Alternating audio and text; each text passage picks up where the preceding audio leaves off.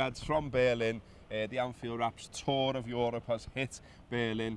Behind us there is the Berlin TV Tower, which I'm reliably told is it might even be the biggest building in Germany. It's nice, isn't it?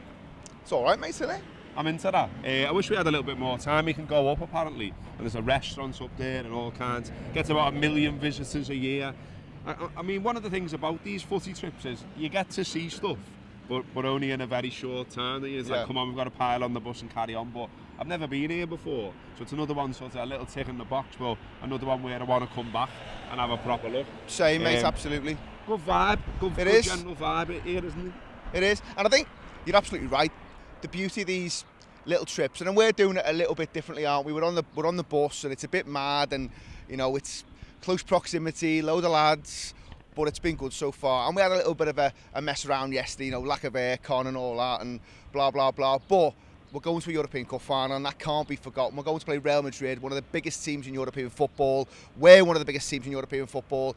8th European Cup final for Liverpool, looking to bring back number 6. This is what you're in it for, mate. Absolutely. It's I mean, there was a little bit of a problem there, which Ian mentioned. If you don't know by now, then, so we left Liverpool 2 AM on Thursday, right down to the south of the city, through the Channel Tunnel, France, Belgium, Holland, and then into Germany, where we are now. We're in Berlin. So it's been a bit of a grueler, but it's been all right. I mean, you know, as Ian said there, I had me doubts about, you know, 15 people on a bus all together, and is everyone going to get on, and how are we going to get on? But it's been absolutely sound. We've had a laugh, we've had the tunes on, a couple of beers, enjoying ourselves, seeing a few little sights along the way, and getting a little bit of time here in Berlin right now. And last night, people didn't go mad, I don't think. We got here about 11 o'clock, which was a bit later than planned.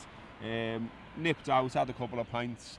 Some of the younger lads, you know, were giving it the Yadar shouts, because a lot of us were knackered, and we were just like, we want to get back and have a kip here. And they were like, well, we're going to this Bosch Techno Club. And then they all got the KB. You know. You're absolutely not. You're not, lads. You're not, lads. KB'd all of them. Yeah, they all got down there. They went down with Charlotte, who's the driver's daughter. All thought they were Bosch and cool. I know this Techno Club girl, you know what I mean?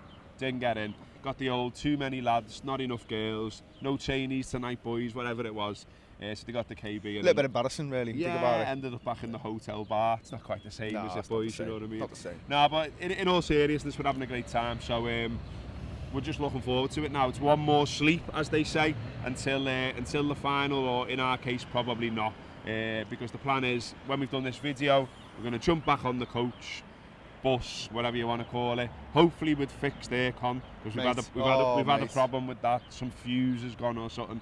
It's been not too bad when the big windows open and you're flying along autobahns and stuff like that, but when you're parked up, when you're stuck in a bit of traffic, getting a bit hot, wasn't it, mate? If you can sort that aircon out, I mean, that would be beautiful if you could sort that. If you could give me one wish now, Robbo, it wouldn't be that we lift the European Cup, it would be that he sorts that aircon out, because listen, it's not ideal when we're closing the windows and stuff for shows, but we're making the best of it, aren't we? We've got beers on there, we've got plenty of drinks and stuff, so we've been whacking out the content, by the way. We've been absolutely whacking it out. So there's been talking Reds, there's been social media as we've gone along.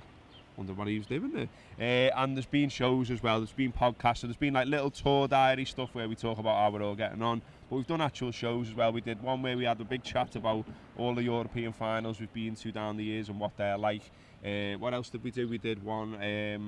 There's more planned as well. I think there's another 2 or 3 today. So we're trotting it out. We're getting everyone in the mood. We're ramping it up, and we all can't wait for the big final. Another one I wanted to talk about today. Then I've had a quick look at the news out there. Nabil Fekir, no idea if I'm saying that right as usual, but he's at Lyon, and Liverpool's strongly linked to him now. He's been linked for a while, but where you know that there's something in it is that you got Paul Joyce, you got Dominic King, you got Chris Bascombe, and you got James Pearce, all reporting today that there is really something in it, and that once this final's out the way, Liverpool will be stepping up their efforts to buy him. Rumoured to be about, it's going to cost around £60 million. Decent figures in the French league last season. 23 goals, 9 assists, and he's pitched as a bit of a replacement for Phil Coutinho. You talked about him on the Anfield Raps Gutter show, which if you don't know is one that concentrates on the transfer gossip. Tell us a bit about what you know about Nabil Fekir. Well, I think, what you've said there in terms of the mileage around the transfer, it does start to pick up a little bit of pace when you've got people like you've just mentioned talking about it. So that's good, and it wouldn't surprise me if something gets announced, Robbo, right after the European Cup final, to be honest. It feels like it's gathering momentum, and from what I've seen of him, he looks like he'd be a really, really good fit. I think the similarities in terms of his skill set in comparison to Coutinho's, you know, they're both very, very kind of tricky players, good on the ball, like to beat a man. In terms of Fekir as well, he's got that ability to score a free kick as well as to deliver a good free kick. So in terms of assists, he can provide you with good set-piece delivery, but actually as well, in terms of goals from outside the box, I think he got 5 last season, 3 of them direct from free kicks. So there's a little bit about him as well in terms of an eye for goal. How old is he? 24. So but age. You mentioned there, good age, decent fee for what you're getting, good numbers. I think also as well, what I like about the player is that got a bit of pace about him, but he can beat him and he does like to dribble. So in terms of unlocking that back four, you know, if someone's sitting in deep, keeping it nice and compact, well, he can go past the player, drag men out of position and stuff, so create opportunities for others. So really, really strong player. Good to see that we're being linked to someone of that ability, to be honest, and long may it continue. So hopefully that happens.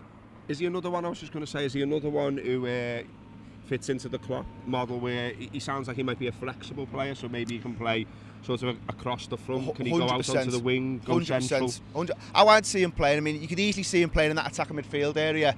But also, if you wanted to rotate, or if Mane and Salah were having poor form, he could easily pop up on either flank as well. I've seen little bits in terms of written about him that could he do a job as kind of centre forward maybe for Bobby Firmino. Not too sure on that. Not seen him do an awful lot of that, to be fair, but certainly operating in one of the wide areas and in an attacking midfield position, not a problem for him at all. Also as well, worth mentioning, a little bit of Neil about the player. So you all like him for that, you know what I mean? He's, you know, he played against arch rival Saint Etienne not long after he'd been given the captaincy, and he gave it a big one, took his top off, gave it loads, pointed to his name, all that stuff. The game got abandoned for 40 minutes while he calmed the crowd down. So this lad's not afraid to kind of, you know, have it, you know what I mean, with opposing fans. So he's got a bit about him, and I think as a kid he got let go by Lyon as a youngster, about 12 years of age. I think they said he was too small, wasn't going to make it, not big enough. But he got his head down, showed application, and he was determined to kind of get another chance at Lyon and prove them wrong. And that's what happened. And obviously now he's on the cusp of getting his big move. And I think you mentioned something off air. You know, Lyon typically do move on a lot of their big stars. You know, your Maloudas, your Essieans, your Abidals, they've all been at Lyon and moved on to bigger and better things. And you know, they're a decent club within their own right. But I think if Liverpool come knocking on your door, no, Fekir's going to be interested. Yeah, I mean, I remember a while ago I read the Soccernomics book, which is a good read, and there's a lot in there about Lyon and about the model of how they run the club, and it goes into, you know, a lot of detail. And one of the, basically, it is the business plan almost, to sort of find talent, you know, develop the talent and then sell it on. It's what people were getting a little bit too obsessed about that's what Liverpool were doing, if you know what I mean. But what you have is football clubs on different parts of the football food chain, if you like. And it definitely feels like Liverpool, especially with the Champions League potentially in tow, can definitely go knocking at clubs like Lyon and say, okay, we want this man, we're going to pay the money, and the player's head will be turned. He'll want to come to Liverpool, he'll want to play for Jurgen Klopp. It'll feel like a step up from the French League to the Premier League. So it feels like one they can get done, doesn't it? It does, and I think you mentioned it there. I mean, if Liverpool go and do what we all hope they go and do, which is put a European Cup in the trophy cabinet, but then all of a sudden you're already an attractive proposition, but then you're European champions and you're managed by Jurgen Klopp. So there'll be loads of players. We'll be looking at this Liverpool team. You think about the style of play as well. It looks fun, Robbo, to play in this side. You know, you look at some of the other sides that have, you know, even sides that have finished above us in the league. You know, United, I'm looking at you.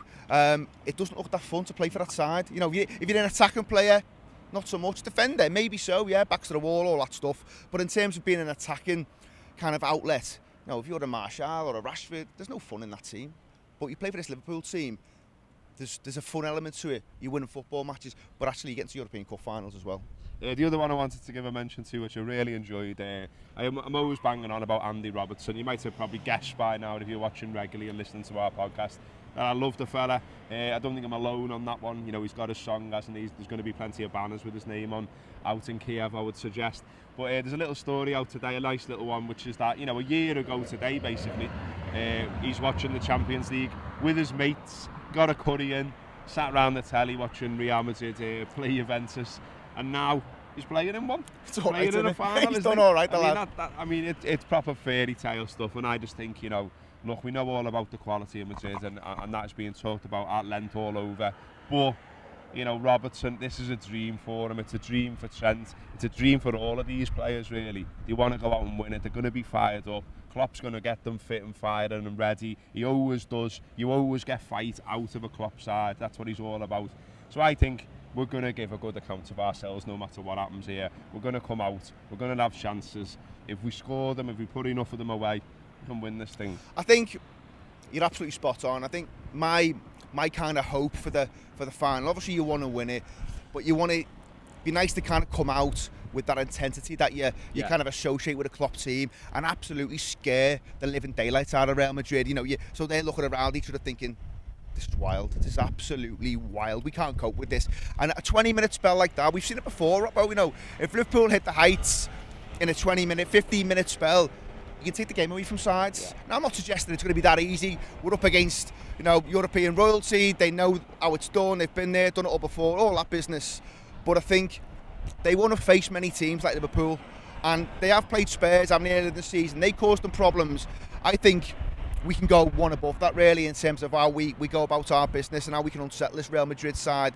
I think there's loads and loads of interesting stuff around the game itself. You know, there's the whole Marcelo up the left-hand side. You know, how do we cope with that in terms of maybe protecting Trent? And then what are they doing about Mo Salah then? And other lads in our front three who can pop up on that right-hand side. Sons of Anarchy there going past. It's ideal. Bit of Jack Teller there for the kids. And so how do we cope with that? How do we cope with this? How do we cope with this? I mean, one thing I would say quickly is that, you know, Madrid, there's been lots of talk about them being too arrogant and not respecting Liverpool and all that. I think there's been a little bit of a shift in that the last few days.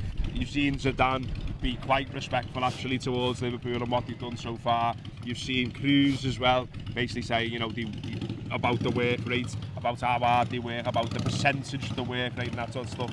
Fucking hell, lad, do one. Do it on purpose now. Just like that. Yeah, all right, you got a bike, we get it. I'll take that off you in a minute. Get it for Crimbo, did you, lads? Yeah. But anyway, yeah, there does feel like there's a little bit of respect there now, and maybe it was, you know, maybe it was a little bit stirring up in the Madrid media. They're a bit mad, their media. I think the actual players and the manager will respect Liverpool, and I've got every respect for them, and rightly so. Any team that gets to a Champions League final, you're not fluking it. Absolutely anyway, not. Should we get off before some other mad fella comes on a motorbike?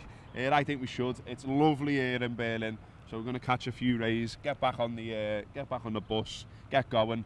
And if you want to keep up with our journey, follow us on social media: Twitter, Facebook, Instagram, all the Anfield Wrap on all of those platforms. And we'll be putting podcasts out too as well. So we'll do a bit of a tour diary one. I think we're going to do an AFQ football.